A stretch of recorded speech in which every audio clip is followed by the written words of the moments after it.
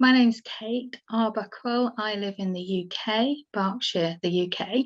I help amazing women of spirit shed the shackles of the past, both this life and previous lives, so they can step forward and shine their lights brightly in this world. I am a nurturer. Oh, and the other two, maverick, nurturer, maverick, and accumulator.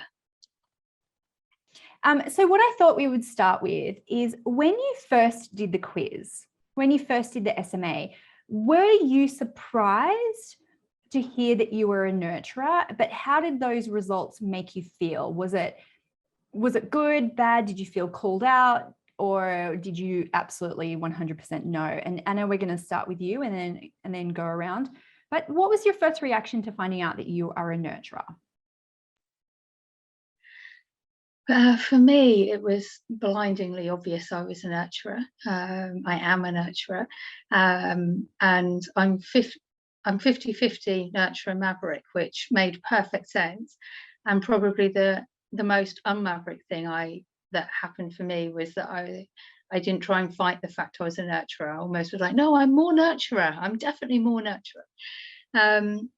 It made me feel understood, and it helped me give myself permission to be me and not to fight it. And just to, I think every other time I've done any of the personality quizzes, etc., I've been like, stop telling me what to do, which was my maverick.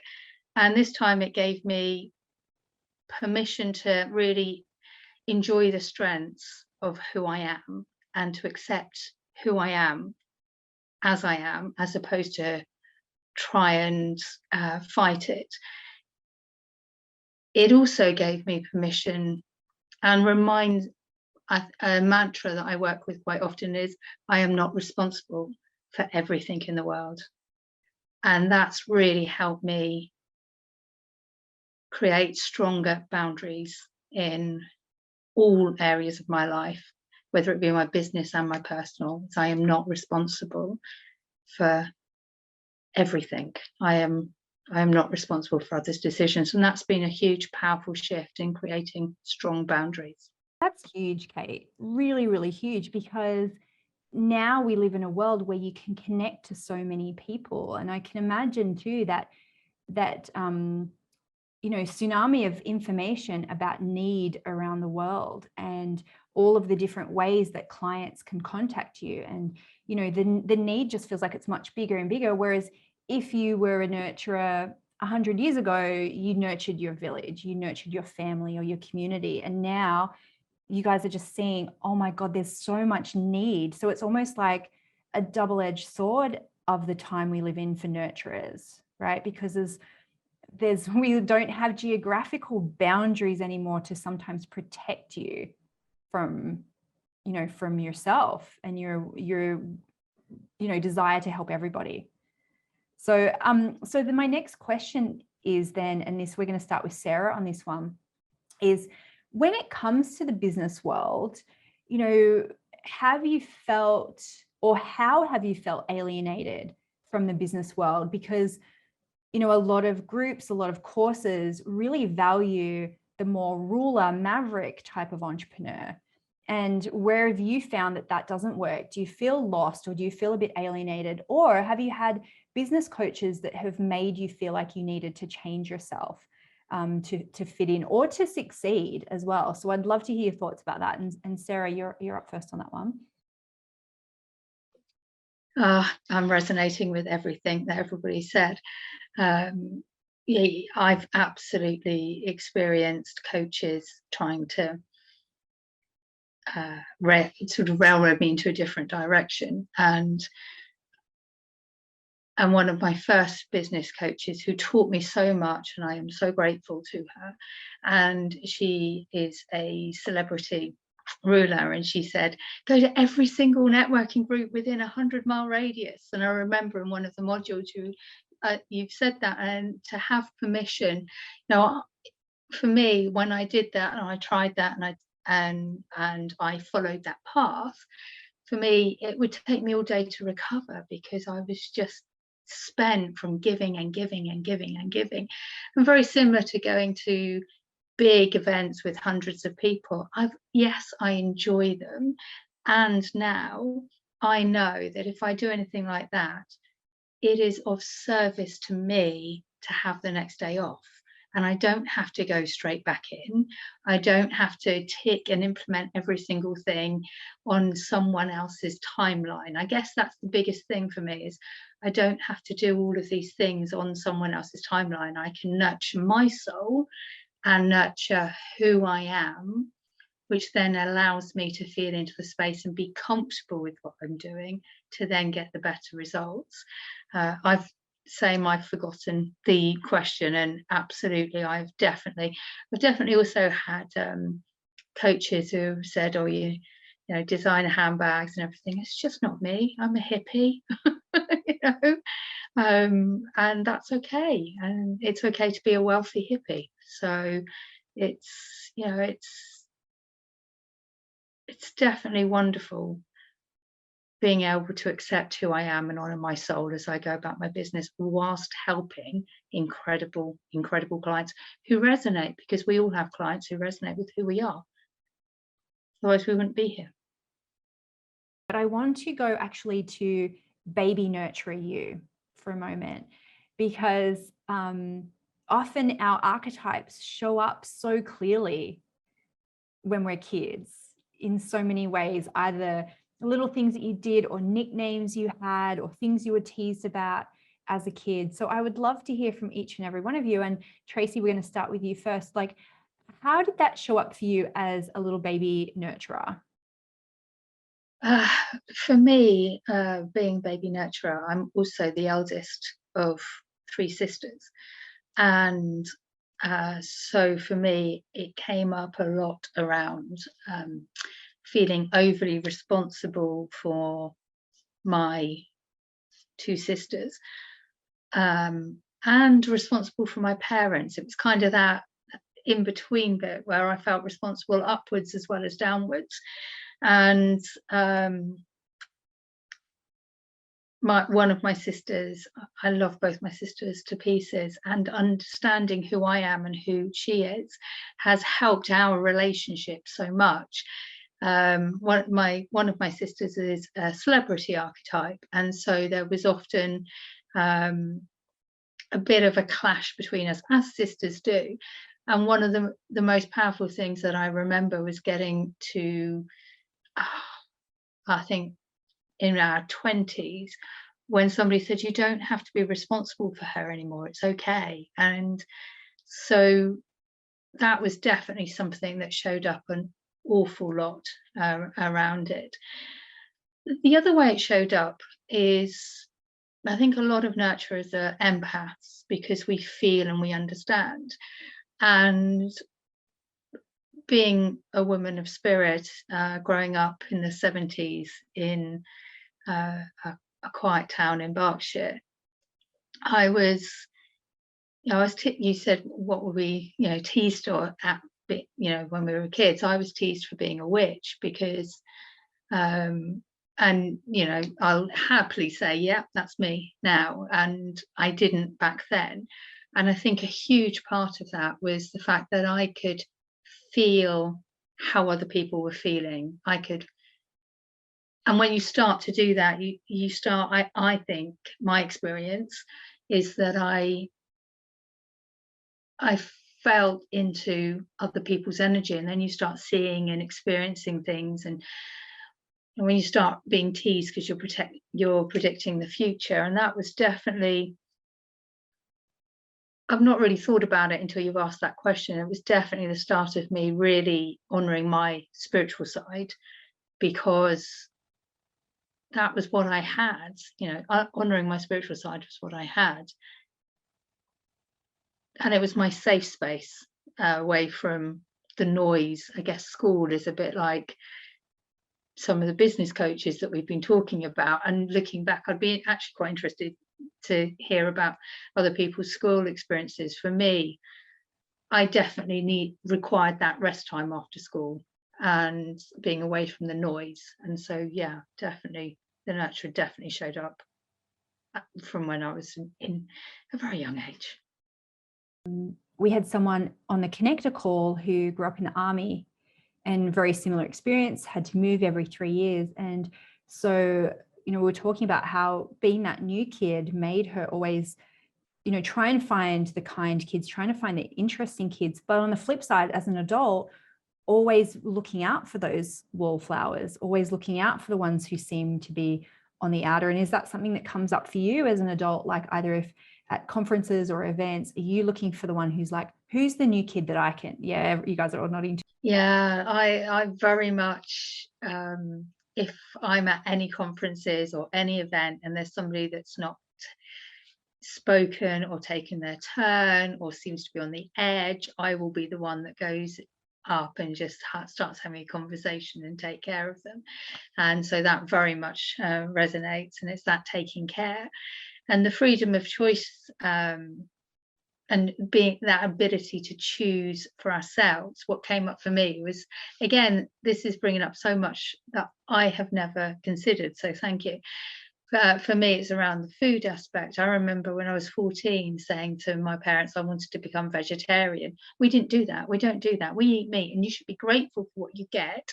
And you must, you know, other people, the children in Africa will be starving, was something that was constantly said. So therefore, you must eat everything on your plate, and you must eat what is given to you. And I have compassion for the fact that we grew up in a very difficult time and food was scarce when my grandparents were growing up. And so food was a language of love, and also you were grateful for what you got. And I remember, you know, I put up and shut up, as a good girl would do, because we want to be loved and looked after. And it was only much later in my life where I actually gave myself permission. I think so much about being a nurturer is giving ourselves permission to do something different, for me anyway. And I gave myself permission to become a vegetarian. And oh my goodness me, the backlash I had from my family, because that's just not what we do. And for me to stand in my truth and who I am and say, actually, that's what I do, this is in alignment with my beliefs, was huge, huge, and giving myself the permission to choose what I do like and what I don't like. And I think there's that edge for the nurturer too, of where does that tip into martyrdom in your business, where you burn yourself out either through lending people money or giving people money, getting your own credit score in trouble, jeopardizing your own retirement income, jeopardizing your own assets and investments. And, you know, that edge of martyrdom sometimes can manifest in bitterness, resentfulness, and suppressed rage. And it has to go somewhere, right? It has to go somewhere. So I want to hear, you know, what changes have you made in your business, even if it took you a long time, even if it took you a million lessons to get it? What baby step changes did you need to make after, you know, kind of being not slapped in the face with some of this information, but just seeing it so clear how painful some of these overgiving tendencies can be? And I think we're back to Kate, if we go back in order of, you know, what did you shift? What did you change? What was the moment of pain where you went, okay, I've got to change it? What haven't I changed? Part of me accepting who I am and accepting that I'm a nurturer. I joined boot camp in January 2020, and SMA was kind of the bonus that was at the end, and I didn't really pay too much attention. And when I started working through the modules, I had so many revelations. It was incredible. The first thing I changed was I stopped over delivering on my one-to-ones. My 1 hour sessions stopped being 2 hour sessions. My get acquainted calls with prospective clients stopped turning into sessions, full-on coaching sessions. Then in one of the modules, you lovingly challenged one of us nurturers to create passive income and to add buy now buttons on our website. So I now have invested in software that means people can just buy from my website without even having a phone call with me. I wrote and published a book, became an international best-selling author, and I didn't give the book away for free. I charged for my book.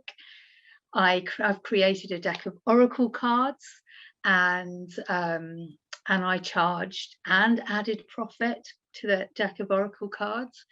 And so every so often I'll suddenly, I know, I make a profit.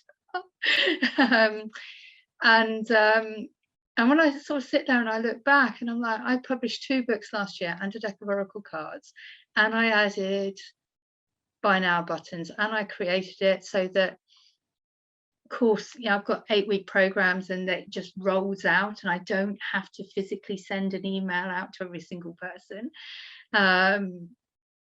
Yeah, it's been incredible. So in quite a short amount of time, I just went, oh, I don't have to be responsible for every single person, every single minute of the time. And if somebody's choosing to watch my videos or training modules at 11:30 at night, I don't have to be on the end of the phone to answer questions. It can wait till the following morning, or even 2-3 days if need be.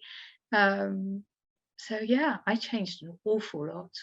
I think the loveliest thing I changed was the books and the oracle cards, all of it, and getting surprise Amazon payments and publisher payments is just fabulous. So loads. I am complete. Oh my gosh. I wrote down so much stuff here. So a couple of things. One about the realization that systems are kind, technology is kind, and even what you guys were saying about looking for the person who feels left out and who doesn't feel like they belong. I think nurturers can flip that fear of technology and boundaries by saying, this is so kind for me to let people know what to expect. This is so kind for me to let people know and not leave things open and open to interpretation of going, this is how much it's going to cost, and this is when you pay, and this is how we're going to connect, and this is how long it's going to go for. Instead of thinking, oh my God, that makes me so, that part that you're not allowed to ask and you're not allowed to choose. It's like, wow, this is really greedy for me to set this. Instead to go, this is going to help them feel like they know what to expect, and not to feel like they're the new kid in the new school and they don't know the rules and they don't know what to wear and they don't know. So it's like that level of detail can be super, super kind, and technology can be kind, and the automation can be kind. When you were talking about the oxygen mask too, of going, I think you guys, you do need examples, because you probably hear that all the time. Put your oxygen mask on first, and you're going, yeah, but what does that mean? If I was on a plane, of course I would do that. Great. But what does that mean in the real world? And so then I think we need to really spell that out and say, that means that, you don't have to be the counselor for everyone. Because if that thing you were saying, Sarah, of like share from the scar, not from the wound, if that then is everyone in your life is essentially a counseling client for free, where are you allowed to share your wounds in real time? So that's not always helpful there, of going oxygen mask on first might be, instead of you giving Reiki to everyone else, you once a month have to go and get Reiki. You have to have someone to spill your guts to unapologetically, and not like counsel the counselor in that moment. And it's really hard. You have to like sit on your hands a little bit and go, I'm not going to ask her problems, it's okay. So there's that. And then the seasons thing, I think, is so key. And, even myself now, I know when all the boot camp calls are. They're not a surprise. They're always the last. And so it only took, year 9 for me to go, I shouldn't have any calls during that week. That's when I need to get a massage. That's when I need to get an IV treatment. That's when I need to book time off. And so now I've gone and booked out the whole year to go boot camp week, no calls. And every now and again it has to come out because I'm a ruler, whatever. But I think that is just such a power that you guys can share too, of going, you don't have to be in harvest all the time, rulers. You don't have to do all the things, Maverick. It's okay for you to do it, but you have to role model it. And the only way you're going to role model it is to realize that it's in service of other people, because you won't do it for yourself. And that's just such a great little mind trick to trick yourself to do it. So that was great. Yeah, the raising the prices thing too, of like, again, that if you're going to over deliver, you may as well create spaciousness around the over delivering, so your clients don't have to be on the other side of it thinking, is she going to charge me for this? Like, what's the thing? And so it's going, you know what, it's spacious because it's VIP, and you might resist that VIP thing because it feels exclusionary, but you can then go, how about I just create one service that's everything, that has as much time as they want, and there's spacious there, and then I can give without guilt, and they can receive knowing that they get all the things. But the trick is to do that and charge for it. Yeah, just so many great things here. Of the being dry. If you're dry, spring can't come. Because there's no fertile ground, and that's the fallow season of why that's so important, and why you have to guard that as a boundary, and why you can teach other people to do it who don't know how to do it, and like automate it like I had to, because otherwise it will just go out. So if anyone has to go, let me know. Otherwise, I'd love to go just for another couple of minutes, because I would love each of you to give a message to fellow nurturers who are thinking about doing SMA. And, so if anyone needs to go, just type it in and you can go first. Otherwise, we'll go from Anna, Sarah, Tracy, Kate. And yeah, beautiful, beautiful so far. We've loved it. I could echo so much. I think if you're a nurturer and you're thinking about joining SMA, one of my favorite mantras that I have receive from the beautiful community that we're in is, it's safe for me to create my own safety net. And as a nurturer, we can spend so much time giving and creating so many safety nets for those around us. And for us to have that container where we create self-care and our own safety net is so important. And for me, realizing that it's an act of self-care for me to take care of my finances. It's an act of self-care for me to look and see what's coming in and what's going out every month, and to be okay with that, and to learn how to bring my business in alignment with my strengths has been so powerful. And so if you are looking to grow your business in a way that isn't going to burn you out, isn't going to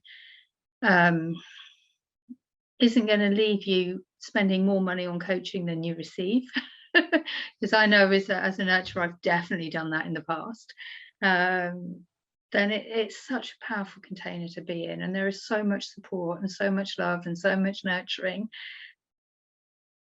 And it's okay to receive. It's safe for us as nurturers to receive that goodness. And SMA has transformed my business life, utterly transformed. It's lovely to actually have this opportunity to say thank you to Denise in person, and properly say thank you, because it has transformed every part of my business. So, are you a ruler, a connector, or a maverick? Hang on, maybe you're more of a romantic or a celebrity. Take the Money Personality Quiz right now and find out which of the 8 money archetypes you are. And then I'm going to teach you how to profit from your strengths and make money in your business based on your natural personality. Click below and find out more.